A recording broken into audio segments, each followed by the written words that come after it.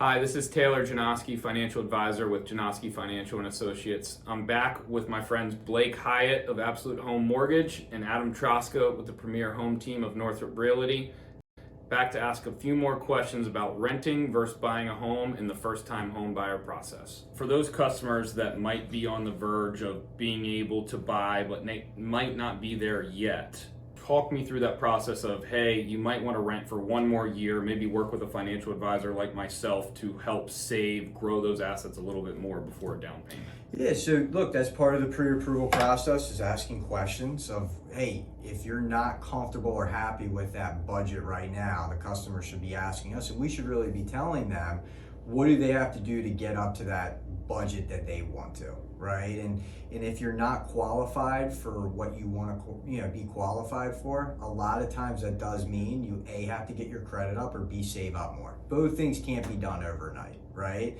But going back to your first question, customer that we normally see, why would somebody rent versus buy?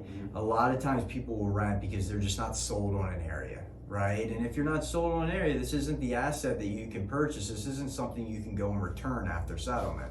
You have to really hold on to this house or you're gonna lose a lot of money when you go to sell in most cases, right? But I say rent if you're not sold on an area. If you say are only gonna live in this property for 1 to 2 years, maybe think about, maybe I do buy this house, can I turn this into a rental? Adam, with those first-time home buyers that are moving into that first property, they might not be aware of some of the associated costs involved with actually owning a home. What are some of the different, maybe short-term or long-term costs when thinking about owning a home that people aren't, necessarily made aware of the first time they're jumping into the process? Yeah, definitely. Well, I think the biggest difference in terms of renting and owning and the cost is, your rent prices may increase. We see an average of 3 to 5% year over year of rental increases. At least with a mortgage and owning a home, you know exactly what your monthly payment's going to be.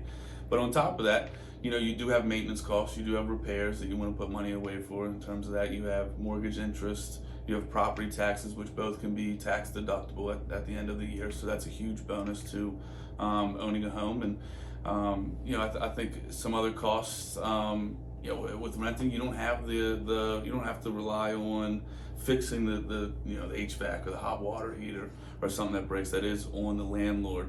But at the same time, you don't have those maintenance costs, but you're also paying down someone else's asset when you are renting.